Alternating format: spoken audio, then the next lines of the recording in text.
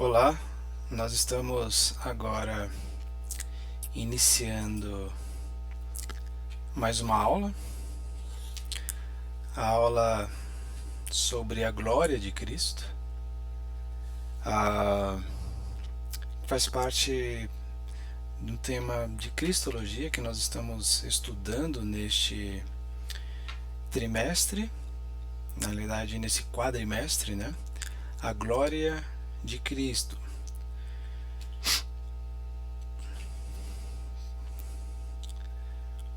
E nós vamos iniciar tratando sobre o conceito propriamente dito da palavra, tanto no Antigo Testamento quanto no Novo Testamento.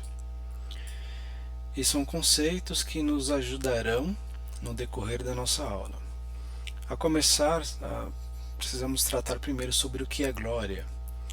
No Antigo Testamento, a palavra glória, em hebraico kavod ou kabod, pode ser com V ou com B, literalmente significa pesar ou ser pesado.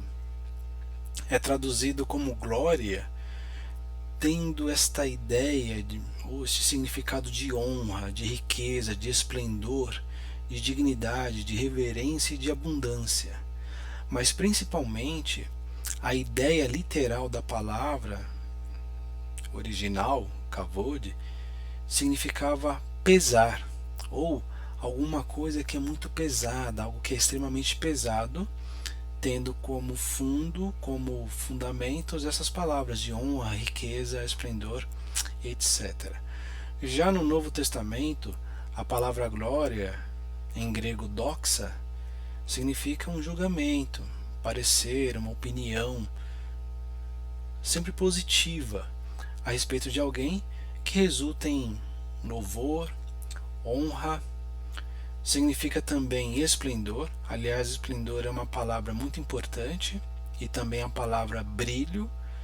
E tanto a palavra esplendor e a palavra brilho tem tudo a ver originalmente com a palavra glória, tanto no Antigo Testamento quanto no Novo Testamento. Além disso, significa também magnificência, excelência, preeminência, palavras que valorizam alguém, o ser, um ato, sempre demonstrando a majestade de algo no sentido perfeito de sua divindade, quando na Bíblia a palavra glória, uma relação direta para com Deus. Então é a majestade de Deus no sentido perfeito, absoluto de sua divindade, algo que pertence somente a Deus. Então, inicialmente nós começamos a tratar este assunto falando sobre o significado original da palavra glória, encontradas no Antigo Testamento e no Novo Testamento. E o que é glória? Não é um assunto simples. Na realidade, dos temas que tratei neste quadrimestre, dentro de Cristologia, este foi com certeza o assunto que mais tive dificuldades. O seu aprendizado é um caminhar para toda a vida, mas é um conhecimento que nos leva a glorificar ainda mais o nosso Deus. Existe a glória de Deus pertencente a Ele, semelhante a uma luz própria. Lá em Êxodo 40, versículo 34, e a glória do Senhor encheu o tabernáculo. Neste caso, foi algo semelhante a uma luz vinda do céu que habitou o tabernáculo, que é aquela palavra que nós vimos no slide anterior, kabod, honra, esplendor e glória. O conceito de glória, dentro ainda deste conceito de glória, quando lemos esta palavra no Antigo Testamento, no Novo Testamento, em referência ao nosso Deus, ela sempre traz a ideia da presença de Deus entre os seres humanos, entre os homens. E é uma presença que tem uma impressão altamente significativa. E aí voltamos ao Antigo Testamento, na palavra original para a glória, que é kabod, que é o pesar, uma presença extremamente pesada, extremamente sentida, algo que traz um grande impacto dentro da vida humana, na vida humana, para aqueles que estão ali presentes. E é muito importante sabermos desde o começo que a glória é uma característica também intrínseca de Deus.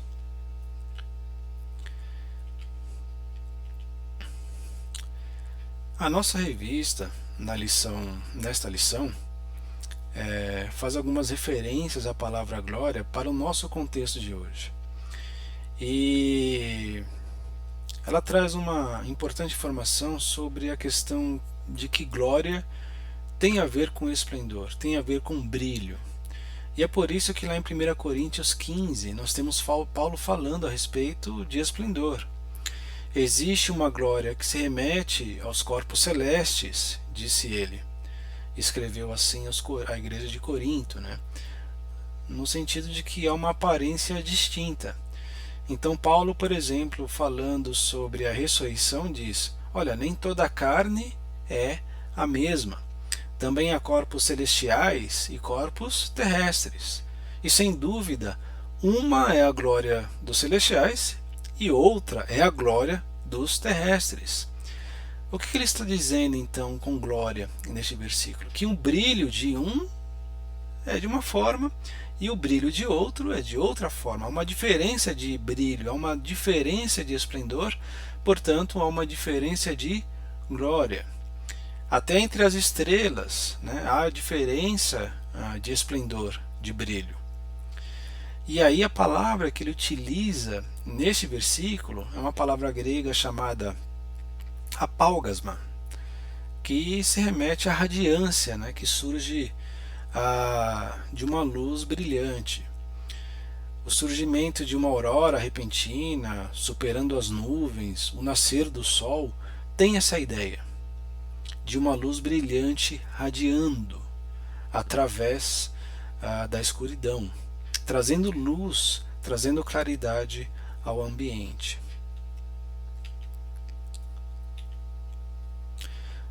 Quando estudamos glória, precisamos realmente ficar muito atentos a toda a palavra de Deus, de Gênesis a Apocalipse, para tentarmos compreender melhor a ideia de glória revelada nas Sagradas Escrituras.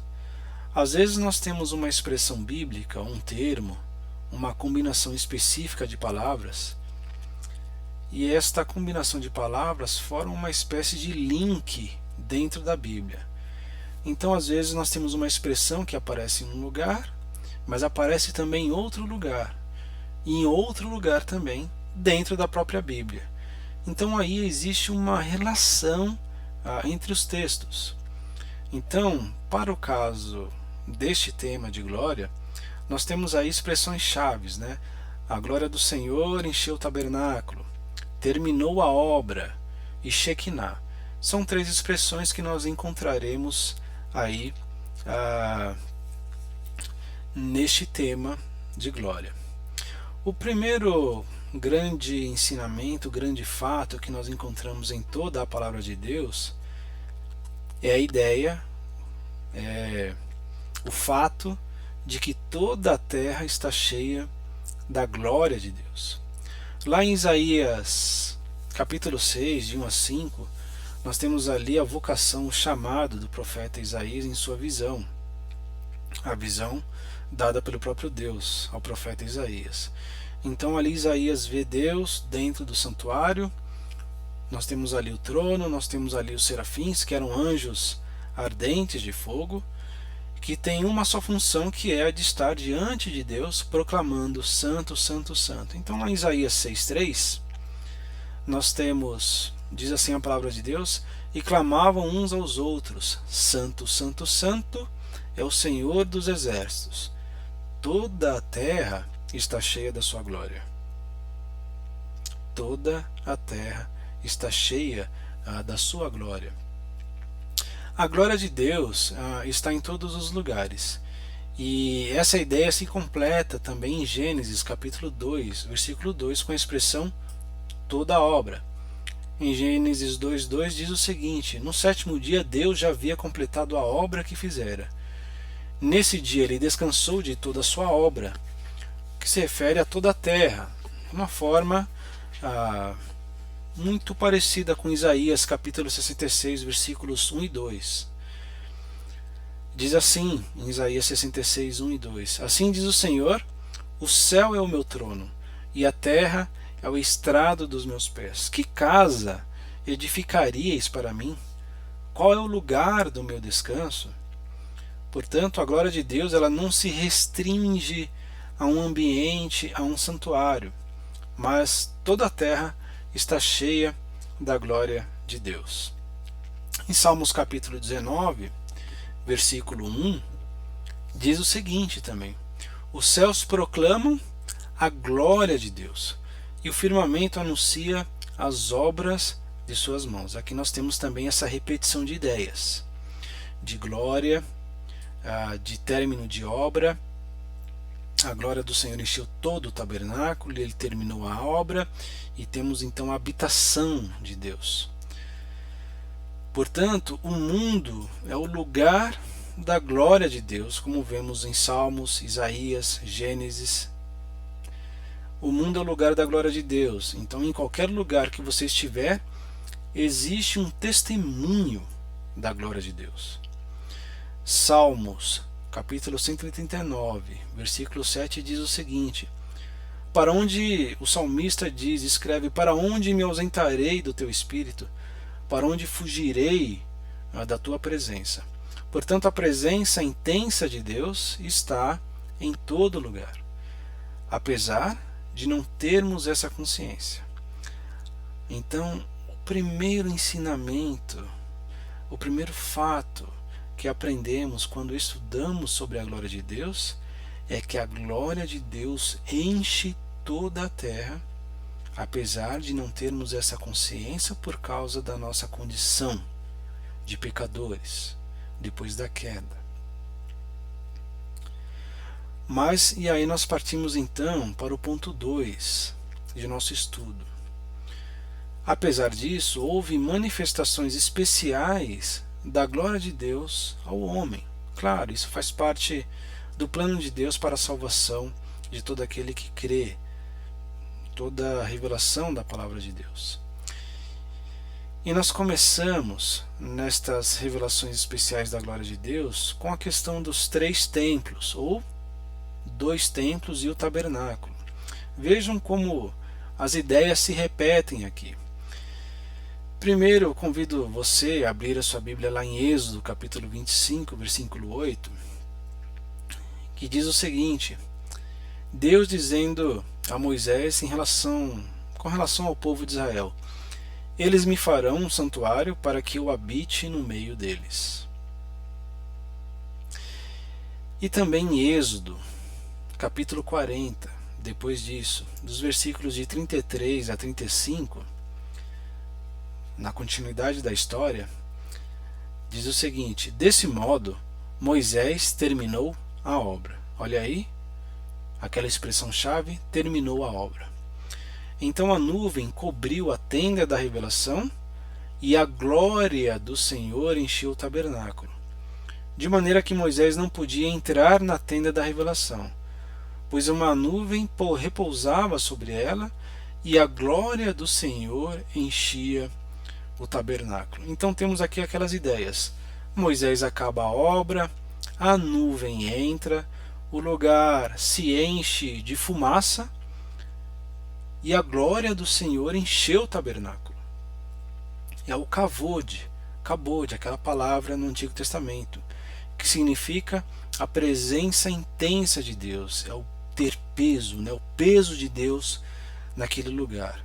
Então Deus está ali de forma intensa. E nisso aqui é que temos a ideia de Shekinah, que é até uma palavra conhecida nos dias de hoje, que é habitar.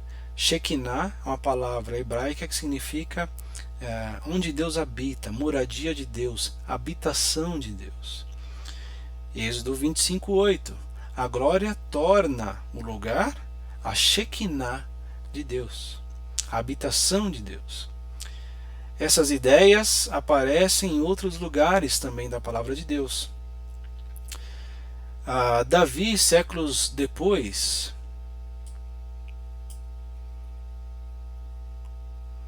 disse sobre, um pouco antes da construção do primeiro templo, Davi estava no palácio, e do palácio ele olha para tudo que está ao redor do palácio, e tem ali o tabernáculo, a tenda de Deus, e ele pensa da seguinte forma: puxa, eu moro num palácio e o meu Deus mora numa tenda. E ele tem ali então um desejo no seu coração, e ele reparte isso, compartilha com Deus a vontade que ele tinha de então construir um templo para Deus. Mas Deus diz para Davi em resposta: olha, você não vai construir uma casa para mim, mas eu é que vou construir uma descendência para você. Existe um jogo de palavras no hebraico com relação a isso. Mas então Davi não constrói um templo, mas sim o seu filho Salomão, que também foi rei em Israel. E nós temos aí as mesmas expressões que dão a mesma ideia. Lá em 1 Reis, dos versículos capítulo 7, do versículo 51 até o capítulo 8, versículo 11, diz o seguinte: assim encerrou-se toda a obra. Olha aí uma repetição de uma ideia. Terminou a obra. Assim encerrou-se toda a obra que o rei Salomão fez para o templo do Senhor. E ainda indo para o final deste texto, da oração de Salomão, de consagração daquele templo a Deus. Então, quando os sacerdotes saíram do santuário, uma nuvem encheu o templo do Senhor, de modo que os sacerdotes não conseguiam permanecer em pé para ministrarem, por causa da nuvem. Aqui temos uma nova repetição de ideia. Porque a glória do Senhor enchera o templo do Senhor. Temos aqui a repetição da ideia da nuvem, da glória do Senhor, a repetição da ideia de terminar a obra, a mesma no tabernáculo lá com Moisés. Então temos uma repetição de ideias na construção do tabernáculo e também do primeiro templo. Séculos depois de Davi e de Salomão, quando o povo de Israel do sul, os judeus, na realidade, Judá, voltando dos 70 anos de cativeiro, nós temos dessa vez a construção de outro novo templo, que nós podemos chamar de segundo templo ou de terceiro templo, se considerarmos o tabernáculo como o primeiro templo. Mas nós temos o tabernáculo, o primeiro templo e o segundo templo. Este segundo templo foi construído depois que o primeiro foi destruído, mais ou menos aí alguns séculos depois de Salomão. E o término desta obra do segundo templo possui alguns elementos dos dois primeiros templos, do tabernáculo e do primeiro templo, mas alguma coisinha diferente ali no segundo templo. Lá em Esdras, capítulo 6, versículos 14 e 15, diz o seguinte: assim, os líderes dos judeus continuaram a construir com êxito, encorajados pela profecia do profeta Ageu e do profeta Zacarias, filhos de Ido. Construíram e concluíram o templo. Aqui nós temos uma repetição de ideia, né? Terminaram a obra conforme a ordem do Deus de Israel. Mas o término deste segundo templo não é descrito com os elementos da tenda e do primeiro templo. Temos apenas uma menção profética lá em Ageu, do profeta Ageu. Então lá em Ageu, capítulo 2, versículos de 7 a 9, diz o seguinte: Farei tremer todas as nações. As coisas preciosas de todas as nações serão trazidas e encherei este templo de glória, diz o Senhor dos Exércitos. A glória deste novo templo será maior que a do primeiro, diz o Senhor dos Exércitos, e estabelecerei a paz neste lugar, diz o Senhor dos Exércitos. De que forma essa profecia é cumprida?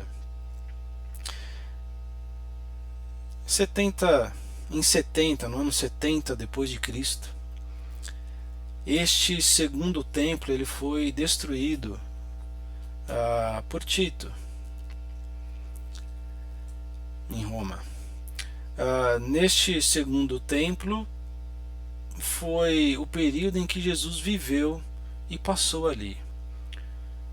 Portanto, a única forma dessa profecia ser entendida é com referência à presença de Jesus neste segundo templo. Encherei este templo de glória, diz o Senhor dos Exércitos, e a glória deste novo templo será maior que a do primeiro, diz o Senhor dos Exércitos. É por isso que Jesus disse: quem vê o Pai, vê a mim, de forma ainda mais intensa. A glória do Filho e a glória do Pai são a mesma, porque o Pai é visto no Filho. E o profeta e o apóstolo João escreveu, logo em seu primeiro capítulo: e o Verbo se fez carne e habitou entre nós, cheio de graça e de verdade. E vimos a sua glória, glória como do unigênito do Pai. E o próprio Jesus diz, em um dos discursos revelados pelo apóstolo João: quem vê a mim, vê o Pai. As palavras de Cristo, registradas por João na oração que Jesus fez precisamente lá em João capítulo 17, e agora glorifica meu Pai contigo mesmo, com a glória que eu tive junto de ti antes que houvesse mundo. Estas palavras nos levam a verificar a glória de Deus e suas manifestações no Antigo Testamento. Isso aqui está em nossa revista, lembrando do nosso conceito de glória, que é a presença de Deus entre os seres humanos, que deixa uma impressão altamente significativa. Então nós temos aqui a glória de Deus, do Deus triuno, em teofania e visões. Teofania, meus queridos, é uma manifestação de Deus que é tangível aos sentidos humanos. Em seu sentido mais restritivo, é uma aparência visível de Deus no período do Antigo Testamento, muitas vezes, mas não sempre, em forma humana. Nós temos o primeiro caso de uma teofania, que é a visão de Moisés, quando ele viu a glória de Cristo na sarça ardente. Moisés disse: olha, eu vou me aproximar para ver esta coisa espantosa, porque a sarça ela não se consome. E Deus diz: olha, não te aproximes daqui, tira as sandálias dos pés, pois o lugar em que estás é terra santa. E Moisés escondeu o rosto, pois teve medo de olhar para Deus. Nós temos também o segundo caso, nós já vimos este, o povo de Israel viu a glória de Deus, a glória de Cristo, na nuvem sobre o tabernáculo do deserto. Nós podemos sim entender dessa forma. Nós temos também a visão de Isaías, que nós também já vimos. Anjos clamavam uns aos outros: Santo, Santo, Santo é o Senhor dos Exércitos, e toda a terra está cheia da sua glória. Nós temos também a visão, profeta Ezequiel, que viu a glória de Cristo que enchia o templo. Uma visão em que por onde o rio passava, tudo passava a ter vida, Por onde quer que este rio passe, tudo viverá. E nós temos o quinto exemplo em nossa revista, que é de Nabucodonosor, quando ele viu a glória de Cristo na fornalha de fogo ardente. E isso nos lembra a palavra de Paulo, de que há brilhos diferentes, há glórias diferentes, há um resplendor diferente. Como foi que Nabucodonosor conseguiu identificar um brilho diferente naquele fogo? É muito provável então que o brilho, aquela glória, era muito superior à do fogo, pois ele conseguiu identificar ali algo diferente na fornalha que estava 7 vezes mais quente com fogo, então já havia ali uma claridade intensa. Mas o rei Nabucodonosor ele ficou impressionado. E diz lá em Daniel, capítulo 3, versículos 24 e 25, o rei Nabucodonosor se levantou e disse aos seus conselheiros: Não lançamos dentro do fogo 3 homens amarrados? Responderam ao rei: É verdade, ó rei. Disse ele: Porém eu vejo 4 homens soltos que andam passeando dentro do fogo, e eles nada sofrem, e o 4º homem é parecido como um filho dos deuses.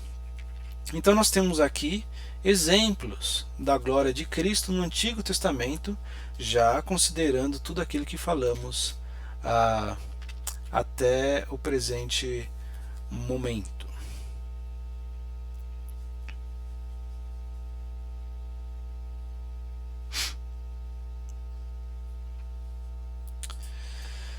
Dando continuidade àquilo que estamos estudando,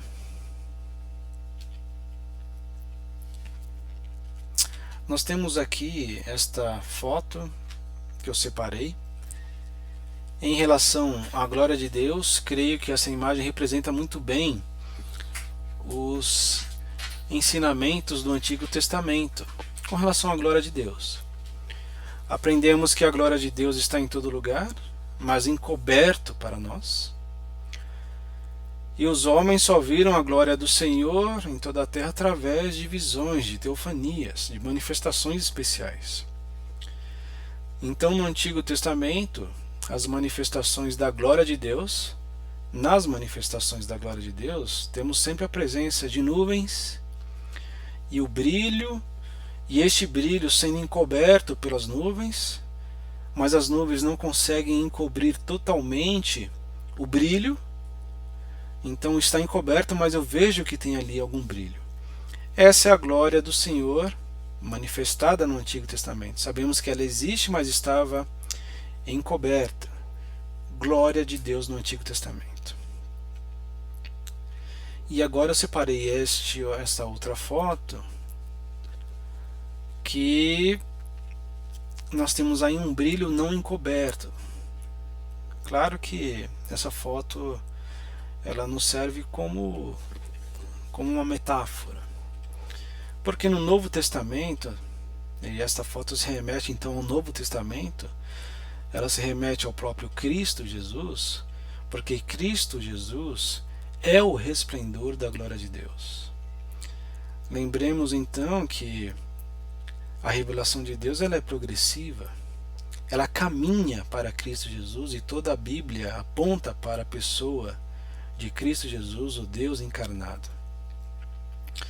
Se antes a glória, que é o Kabod, ficava no tabernáculo, no lugar chamado Santo ou Santíssimo, atrás das cortinas, um lugar extremamente sagrado, encoberto com as nuvens, nós aprendemos no Novo Testamento que o Kabod, a glória, está no Filho. Nele nos encontramos com Deus. Em João capítulo 14, nos versículos de 8 a 9, nós temos ali a palavra resplendor, radiância que surge de uma luz brilhante. Então, no meio das trevas do mundo, Cristo Jesus surgiu, trazendo e sendo a glória de Deus. Por isso Jesus disse que Ele é a luz do mundo. Um tema extremamente caro e que João desenvolveu muito em suas cartas, em seu evangelho, sobre a luz, uma das metáforas mais utilizadas por João. Portanto, a glória de Cristo na encarnação. O autor de nossa revista ele traz manifestações maravilhosas da encarnação. Ele fala sobre a gravidez e o nascimento de Jesus, e também quando o anjo anunciou aos pastores o nascimento de Jesus, nós vemos ali a glória do Senhor brilhando ao redor deles, e eles ficam até tomados de um grande temor. E aí nós nos lembramos novamente do conceito de glória, que é a presença de Deus entre os seres humanos, que deixa uma impressão altamente significativa. E aqui caminhamos então para a glória de Cristo no seu ministério. Nós temos o batismo de Jesus, a revista traz isso. Nós temos também o ponto 3, em que finalmente na cruz Jesus Cristo disse: olha, tudo está consumado. Mas eu queria me dedicar um pouco mais ao segundo ponto, sobre a transfiguração de Jesus na presença de Pedro, Tiago e João. Já aprendemos que glória tem tudo a ver com brilho, um brilho radiante que emana e transcende da majestade de Deus desde o Antigo Testamento. Em momentos cruciais, este esplendor da divindade de Jesus, ele irrompeu de dentro do manto da sua humanidade. A glória de Cristo talvez nunca tenha se tornado tão evidente quanto no episódio da transfiguração. E nós temos aí os evangelhos sinóticos: Mateus, capítulo 17, Marcos, capítulo 9, Lucas, capítulo 9, que falam sobre esse episódio da transfiguração. E temos também a epístola de segunda carta de Pedro, capítulo 1, que também faz referência a este evento, este episódio. A palavra grega para transfiguração se dá pela palavra, a palavra grega pela qual traduzimos para transfiguração é a palavra metamorfose. Metamorfose significa uma mudança de forma, como por exemplo a transformação que ocorre quando uma crisálida se transforma numa borboleta. Este prefixo trans, ele significa literalmente através de. Portanto, na transfiguração, no episódio da transfiguração, um limite, uma barreira foi transposta. Nós podemos pensar ali que houve um cruzamento da linha entre o natural e o sobrenatural, entre o humano e o divino. A transfiguração de Cristo cruzou a fronteira das dimensões e entrou ali na esfera de Deus. Na transfiguração, uma luz radiante brilhou de Jesus. E existem algumas similaridades entre esta manifestação da glória e o brilho no rosto de Moisés, quando retornou do Monte Sinai com os 10 mandamentos. Mas há diferenças significativas.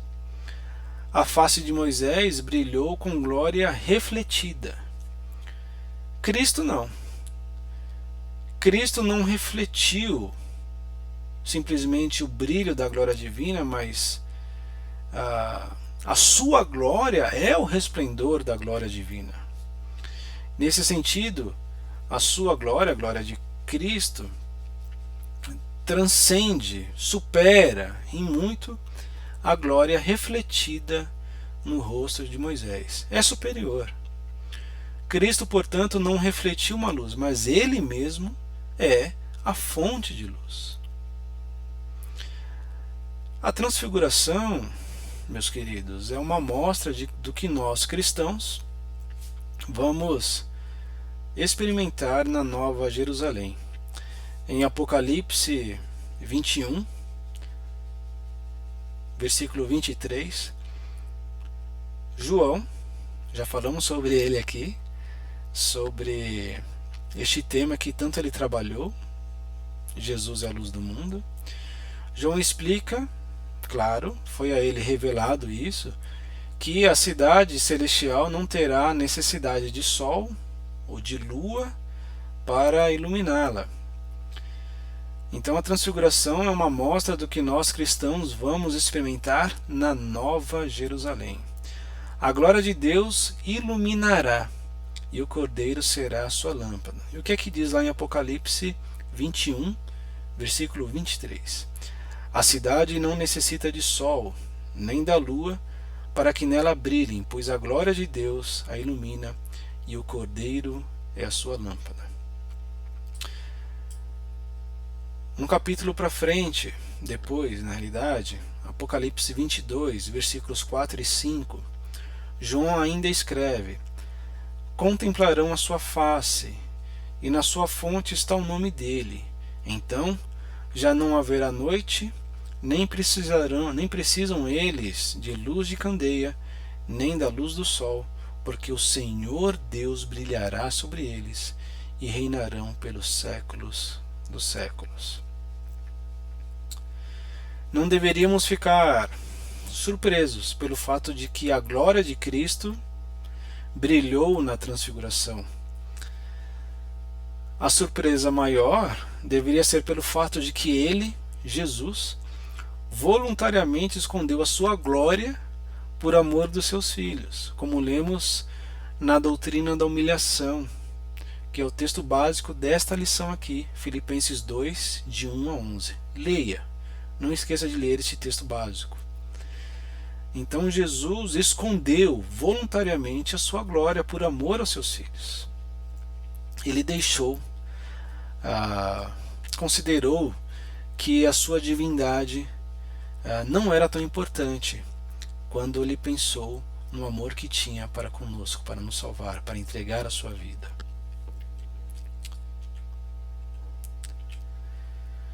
Na sua ascensão, na ascensão de Jesus Cristo, ou logo após a sua ascensão, Jesus Cristo foi exaltado. Quando Jesus subiu ao céu, recebeu a glória, honra e autoridade conferidas pelo Pai. Ele mesmo disse: toda autoridade me foi dada no céu e na terra.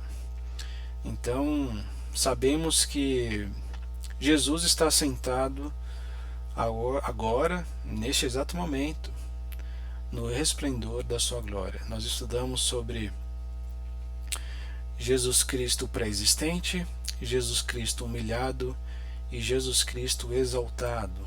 Neste momento, Jesus Cristo está exaltado no resplendor da sua glória.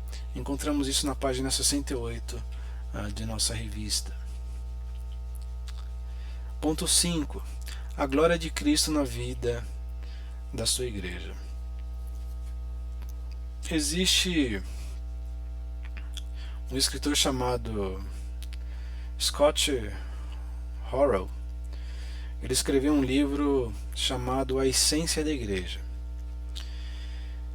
Ele defende que a igreja, na realidade, começa realmente no dia de Pentecostes, com a vinda do Espírito Santo, ou seja, o ministério do Espírito e da igreja coincidem. Ele fala do batismo no Espírito Santo, não como bênção posterior, mas como a inserção do crente no corpo de Cristo, que é a igreja.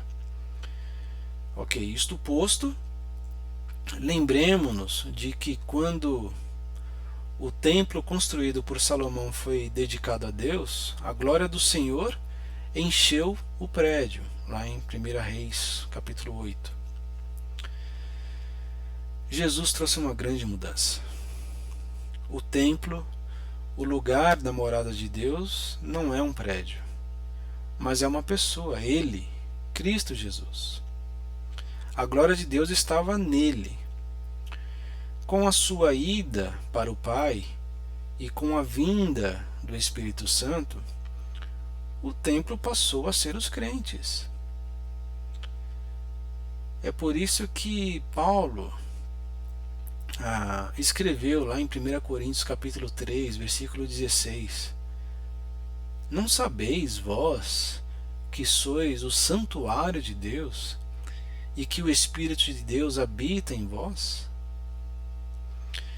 Neste versículo, meus queridos, para santuário, Paulo ele utiliza uma palavra grega chamada naon, que designava o lugar onde somente o sumo sacerdote podia entrar uma vez por ano, o lugar terrível onde Deus ficava. Que fantástico é isto! É em nós, pecadores imperfeitos, que Deus mora, onde a glória de Deus habita. Então a glória de Deus agora está em nós. É por isso que Jesus disse lá em Mateus 5,16: assim resplandeça a vossa luz diante dos homens. Opa, lembremos-nos que glória tem a ver com brilho, com luz, com esplendor, com radiância. Assim resplandeça a vossa luz diante dos homens, para que vejam as vossas boas obras e glorifiquem o vosso Pai que está nos céus. Mateus capítulo 5, versículo 16. A glória de Cristo em sua parousia. Parousia, já falamos bastante nas aulas que se passaram. Parousia se remete a uma palavra grega que se remete à segunda volta de Cristo. O Antigo Testamento termina com estas palavras de Malaquias: antes que venha o grande e terrível dia do Senhor, a volta do Senhor terá o impacto da glória de Cristo, um grande dia, e o impacto da ira de Cristo, um terrível dia. Quando eu penso nisso, eu me lembro de uma música antiga dos Vencedores por Cristo: quando a glória do Senhor for vista por toda a vista e em todo lugar. Na manifestação de Cristo, veremos o esplendor da sua glória.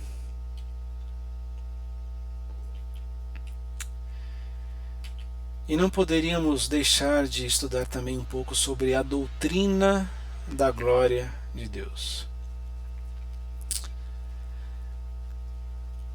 Uma pergunta muito importante que todo ser humano deve fazer para que ele existe, e para aqueles que se entregaram a Deus e conhecem sua palavra, eles devem se perguntar: por que Deus nos criou? Por que Deus criou o mundo? Bem, como diz lá em Isaías 43, versículos 6 e 7, Deus nos criou para a sua glória. Direi ao norte: dá, e ao sul: não retenhas.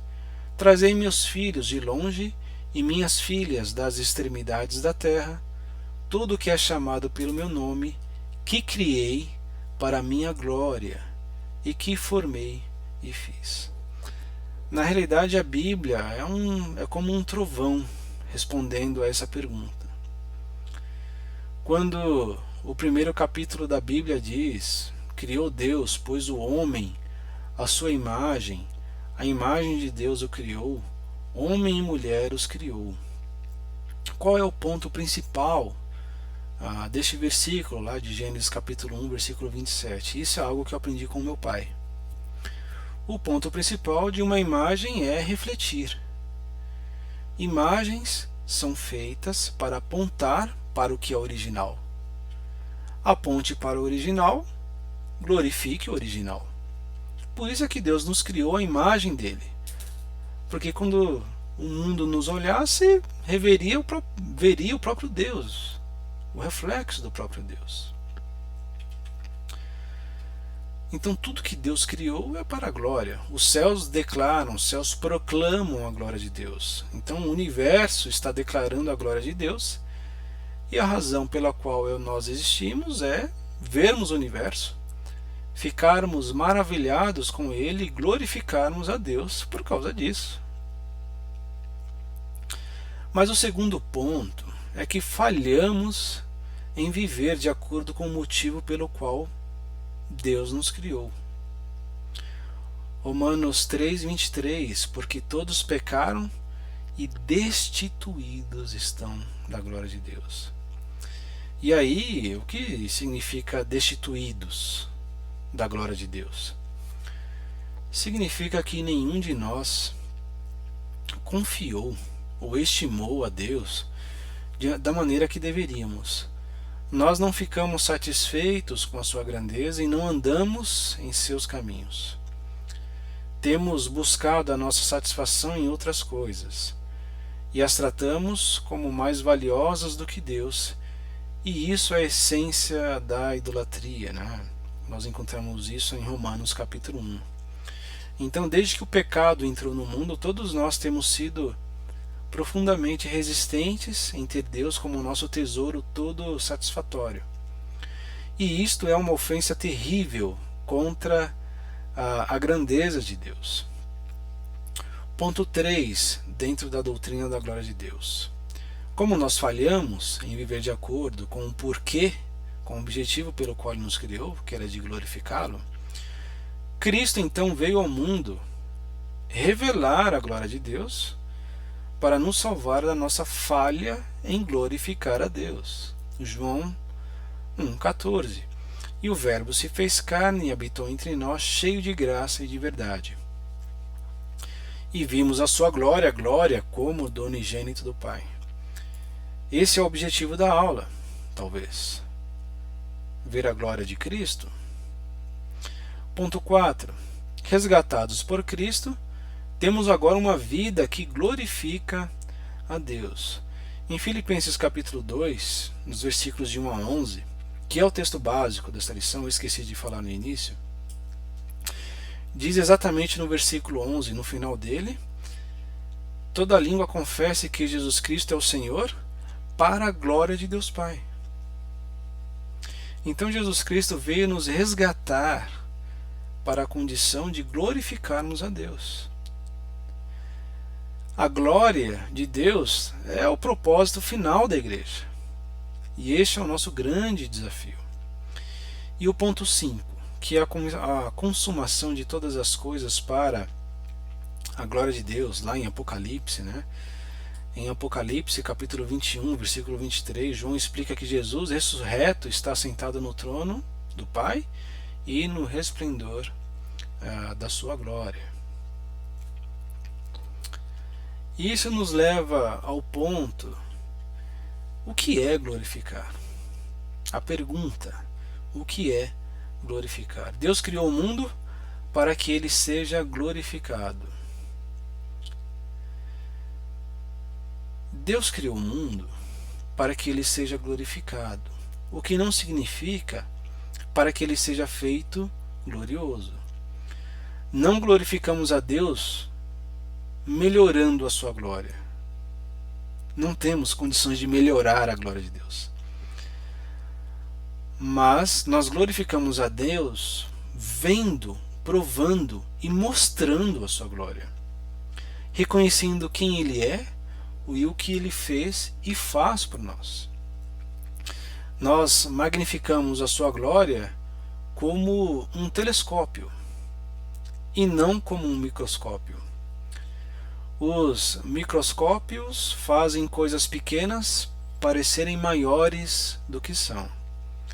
Já os telescópios tornam as coisas grandes e inimagináveis mais parecidas com o que realmente são.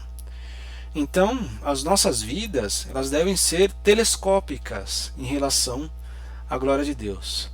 Fomos criados para ver a sua glória e sermos maravilhados com a sua glória. Eu gostaria de compartilhar com vocês um trecho de uma confissão de fé. Confissão de fé Batista de Londres, de 1689. Não é o reconhecimento nem um louvor das suas criaturas que prestam, que tornam Deus glorioso. E diz assim este trecho: Deus tem em si mesmo e de si mesmo toda a vida, glória, bondade e bem-aventurança. Somente Ele é autossuficiente em si e para si mesmo, e não precisa de nenhuma das criaturas que fez, nem delas deriva glória alguma, mas somente manifesta nelas, por elas e para elas, e sobre elas a sua glória. Ele somente é a fonte de toda a existência, de quem, através de quem e para quem são todas as coisas, tendo o mais soberano domínio sobre todas as criaturas, para fazer por meio delas, para elas e sobre elas, tudo quanto lhe agrade. Amém. Conclusão. A esperança da nova humanidade e o novo mundo aguarda a glorificação escatológica de Cristo, a sua parousia. Maranata, ora vem, Senhor Jesus. A glória de Deus será o sol e o Cordeiro, Jesus Cristo, será o seu luminar, a sua lâmpada. Para onde olharmos em toda a realidade criada, veremos Cristo radiante. Veremos a criação refletindo Cristo e veremos a criação à luz de Cristo. Amém. Que Deus abençoe a sua vida.